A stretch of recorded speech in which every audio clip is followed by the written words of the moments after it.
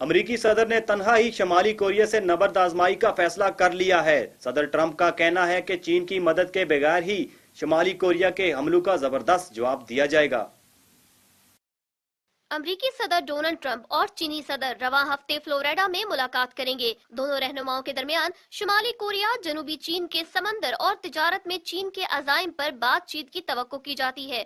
صدر ٹرمپ کا کہنا ہے کہ یہ ملاقات کافی مشکل ثابت ہو سکتی ہے۔ شمالی کوریا ملکی دفاع کے لیے ہتھیاروں اور میزائل تجربات کی وجہ سے خطے میں مورد تنقید بن چکا ہے، اور امریکہ مسلسل شمالی کوریا کے خلاف محاذ آرائی کی کوششوں میں مصروف ہے، اور اسی وجہ سے امریکی صدر ٹرمپ نے چینی صدر سے شمالی کوریا پر دباؤ ڈالنے کا مطالبہ بھی کیا تھا۔ چین کا شمالی کوریا پر بہت اثر و رسوخ ہے۔ اس بات کا فائدہ اٹھاتے ہوئے ڈونلڈ ٹرمپ نے مطالبہ کیا کہ چین کو فیصلہ کرنا ہے کہ وہ شمالی کوریا کے ایٹمی پروگرام کو غیر فعال کرنے میں امریکہ کی مدد کرے گا یا نہیں۔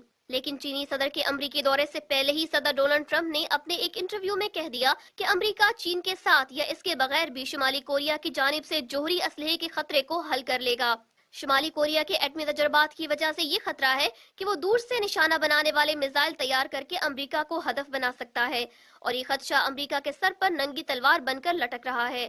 امریکی دباؤ کے بعد چین نے تازہ میزائل تجربے پر سخت موقف اختیار کیا، اور شمالی کوریا کا واحد اتحادی ہونے کے باوجود فروری سے کوئلے کی درآمد بند کر دی ہے۔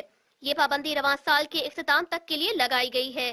سیاسی تجزیہ نگاروں کا کہنا ہے کہ امریکہ نے شمالی کوریا کے ایٹمی تجربات کے بعد خود بھی جدید ہتھیاروں کی تیاری اور تجربات پر کمر کس لی تھی، اور اقوام متحدہ میں ایٹمی ہتھیاروں پر مطلق پابندی کے مذاکرات پر بھی حمایت سے انکار کر دیا تھا، جس سے امریکی موقف بالکل واضح ہو جاتا ہے کہ امریکہ خود تو اپنے ملک کے دفاع کے لیے ان ہتھیاروں کی تیاری کو ضروری سمجھتا ہے، لیکن شمالی کوریا سے خوف محسوس کرتے ہوئے اسے عالمی سطح پر شدید دباؤ اور تنہائی کا شکار کرنے کا ہدف رکھتا ہے۔